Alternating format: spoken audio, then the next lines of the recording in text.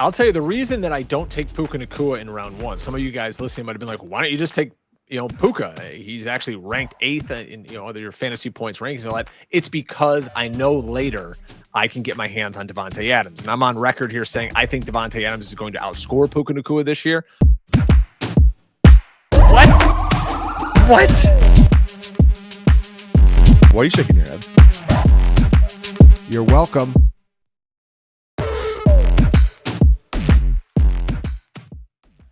All right, welcome back, everybody. We're picking 7 now, and John, you wrote this up in your article at fantasypoints.com, and lo and behold, guess who comes in to play on this pick? Johnny Taylor, who we can get in the second round. So if you've got the 7th overall pick, John, who are you taking in the first round? Well, I will say this. The ADP has shifted one spot. So per the ADP, we can't get Lamb anymore. He's up to 6. Oh, come on. Which then, we could have just faked it right there. Which then begs the question, who am I taking? Mm-hmm. Well, this is good. Allows us to talk about some new fresh players here at 8. Right. Or to back up, what are my options? Well, at 7, I don't think you have. Well, you could take Ashton Genty. Mm-hmm. That's a little proactive. That's 5+ spots over his 5 spots over his ADP. You could take Derrick Henry and sleep like a baby. In round number 2, though, your best pick, your best available player is Drake London or Bucky Irving. I like Drake London as a wide receiver 1 more than I like Bucky Irving as a wide receiver, as a running back 1. What do you think? Yeah, I'm looking at this and listen, if I got to pick between guys like Malik Neighbors, if I'm on the clock at 7, I'll tell you right now, I'm looking Malik Neighbors and I'm looking Ashton Genty. I have the 8th pick in my big draft, right. My home league that I care more about. Ashton Genty is a guy that I'm eyeing. Spoiler alert for all the guys in the league listening to this. I like those 2 guys, ascending guys. Neighbors could again lead the league in targets. Ashton Genty, if he ran for 1,500 yards this year and 10 touchdowns, that wouldn't shock anybody. So I'm fine with either of those 2 guys coming back then in round 2. I'm fine with Drake London. I'm fine with A.J. Brown.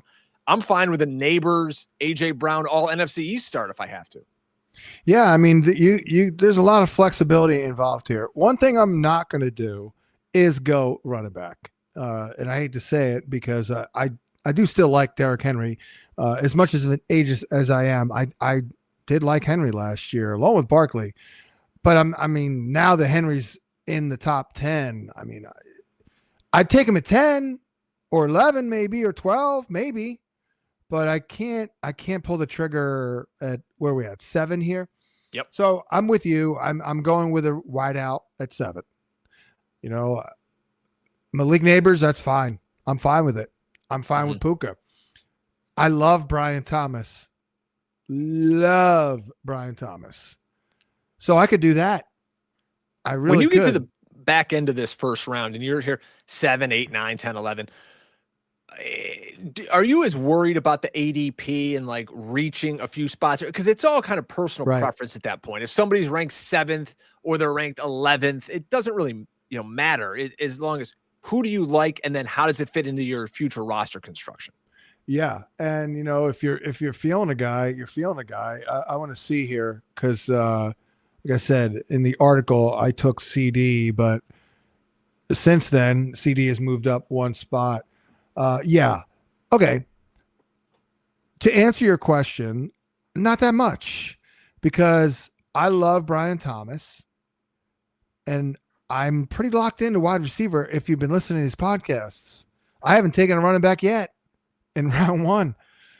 And I happened to love Brian Thomas. So I'm taking Brian Thomas at 7. Oh, okay. Let's do it. Why? Guess who is available? Of course. I don't have a problem taking Jonathan Taylor with the 5th pick of round 2. No problem. I have no problem with that. 18 overall. Yeah, I'm okay with that.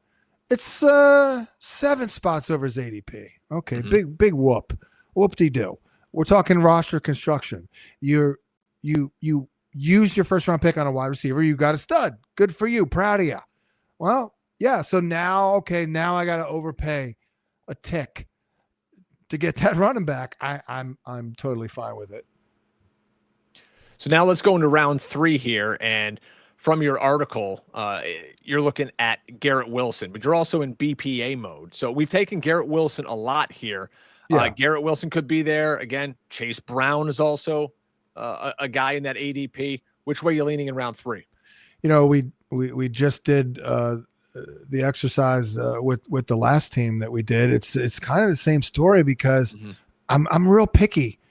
All right, so if we don't take Garrett Wilson, I don't like McLaurin. Do you? No. Terry McLaurin won't be on any of my teams this year. Not at all. I don't like Marvin Harrison. I mean, I don't want to have to figure every 5 weeks he'll have a big game. Marvin.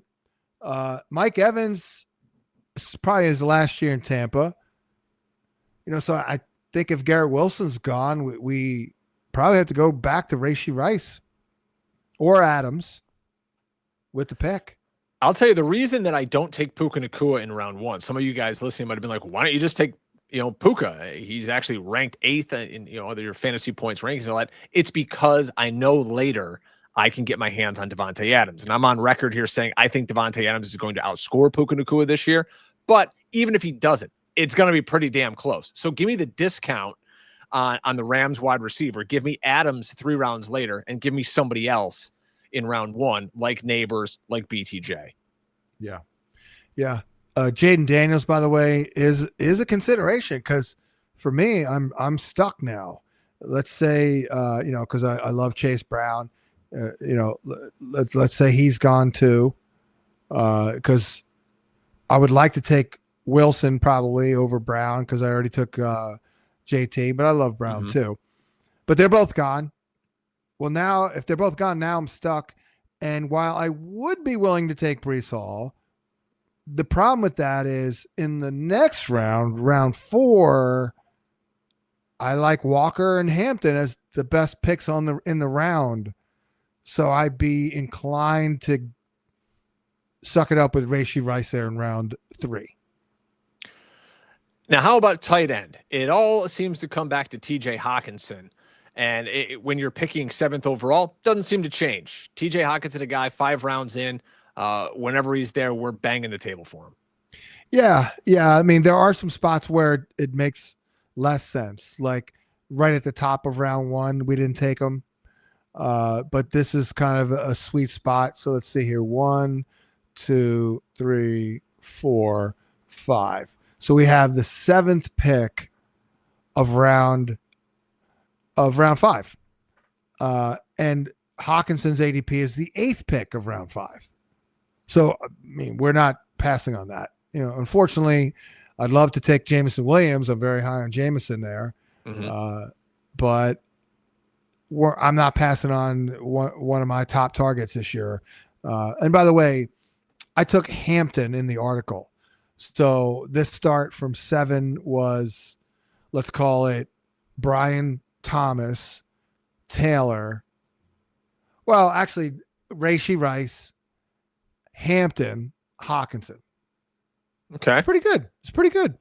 Not bad, especially once Rice comes back. And here's the thing with Hockenson. If you're going to reach a few picks on him, let's look at ADP, the guys who you're going to reach over. And trust me, it's not that big a deal. When you're looking at Zay Flowers, Xavier Worthy, David Montgomery, these are the guys going immediately ahead of Hockenson in ADP. So you're not breaking my heart by taking him a little sooner. Exactly. 100%. Yeah, because that tier, it's not, I mean, I do like Jameson and I like Pickens. I'm personally, I was kind of thought I was going to be into Worthy. I'm not. I'm kind of agnostic on him. Sutton, he's boring. I don't like DK that much. So yeah, I mean, this round is all about Hockenson for me because I don't. There's only a couple of guys I like here out of the 12 players going in the round, maybe 3, including Hockenson. A name we haven't talked about much is Jaylen Waddle. He's someone on an offense that could be very explosive. We've seen what they've done before with a healthy Tua, especially in the month of September. Really, all these Miami Dolphins, it's like just let them go nuclear in September, then trade them all. But Jaylen Waddle, somebody we haven't talked about yet, and he's on your target for this team after Hockenson. Yeah, because we want to be in the wide receiver business this year. We open with Thomas, Taylor, Rice. We need somebody to play for Rice. Right. But I mean, let's presume we're going to have Rice. So we've got, we're in pretty good shape here, wide receiver. We've got our anchor. But because I didn't love the receivers in the fourth, I also go with Hampton. And then because I love, and I think him and Walker are the best players in the round. And we just talked about Hockenson, so I'm not passing on that. So now I'm, again, as has been the case, almost in a little bit of catch-up mode. And that's where a guy, I think, like Waddle comes in because, hey, high pedigree guy. He's still young. Mm-hmm. He slipped down the draft board.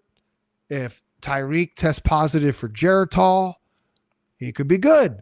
He could be like a guy like Ridley who helps you, make up some ground if you hold off a little bit on your third wide receiver. Two of the next three players here are wide receivers. And notice we still haven't taken a quarterback yet on this team, but we're going Deebo. We're holding off on all these damn teams here. We're holding off. Yeah. So two of the next three picks are Deebo and Josh Downs. So we're really loading up at the wide receiver position. Again, if he took Rashee Rice, got to find somebody to fill in for him for the first couple of weeks when he's likely suspended. But Deebo and Josh Downs, a couple names we haven't talked about a lot yet on these podcasts. Deebo, super athletic. I think something to prove. We mentioned him a second ago in Washington. Josh Downs, we haven't talked about at all. We'll see what quarterback he gets, John, out of Daniel Jones and Anthony Richardson. But he's a guy that has just been really electric whenever he gets on the field. Finally scored his first touchdown ever with Anthony Richardson late last year. But he's a guy getting this late in the draft. I like his sneaky upside. Always been a big fan of his since I interviewed him at the Combine. We've told the story a million times. But I told him, I was like, bruh, I'm sitting here right next to you. You're not that big of a guy. You got a small frame, yet you're putting your body like at risk big time, which I give you. He's got a lot of courage, but it's like maybe simmer down a little bit. He's like, yeah, I hear you. Well, boom. Not only is he good, because I thought he would be good, he's also been injured quite a bit, but he was targeted on 30% of his routes last year, fourth best in the league. So when you get to this stage of the draft, yeah, you're damn right. No problem adding a guy like this for depth. He's the fourth receiver, right? Mm-hmm. You're going to need things to line up a little bit, but I would say drafting out of the 7 hole, coming out with, and granted, I'm only doing 13 rounds in the article because I'm not going to draft 18th round for you, but Brian Thomas, Rashee Rice, Waddle, Deebo. Deebo's my 4. Downs is a 5th. Wow. That's pretty good. Yeah, I like that. I like that a lot. And surprise, surprise, we're waiting on quarterback here, guys. All brought to you by the long wait on quarterback. Yes. Yes, which is in this draft, Jordan Love and J.J. McCarthy, two guys that we've been hammering in all these drafts that we've done so far. Again, major upside guys with weapons, people you can get super late. Jordan Love played with an injury last year, and people are discounting him for it. J.J. McCarthy, national championship pedigree, playing with a quarterback whisperer. And listen, everybody gets done. It's almost like people don't want to give J.J. McCarthy credit, but everybody who plays in San Francisco under Shanahan will immediately say like, oh, no, that guy's got to get it done because he's in that tree. He's in that system. He's going to be a stud. What's different about J.J. McCarthy in this Kevin O'Connell system? Everybody that plays for Kevin O'Connell is a stud, and they put up huge numbers. So it's going to be the same thing. Most likely, I will say, to say one negative thing about McCarthy, because I don't know if I have, he does need to learn touch. So that is a big hole in his game right now, probably. So we'll see, how much they can coach that into him. But he does have that propensity to throw fastballs at everybody on the field, which sometimes you just got to take a little bit off, a little Tom Brady and all that.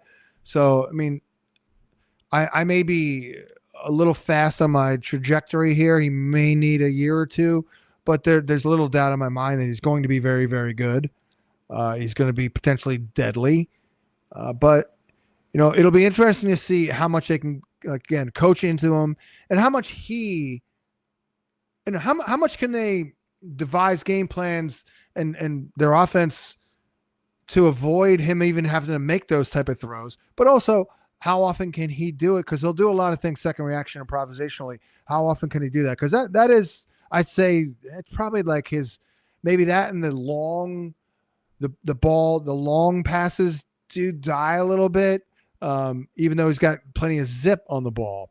That's one of the reasons why I like Hockenson, by the way, to be the go-to guy, but that's neither here nor there. But yeah, I did want to make that point about McCarthy. Let me get it on tape before anything's played. That is a concern. He's not a touch timing anticipation guy just yet, but I do think he's got a lot of talent in the arm. It's like teaching my son how to putt on the greens this week. I mean, he's out there and he hits everything the same speed. I'm like, buddy, you got to learn the touch. You got to learn, Colin Kaepernick never learned it. Colin Kaepernick never learned it. He's throwing freaking 80-mile-an-hour fastballs a guy 6 yards away from him.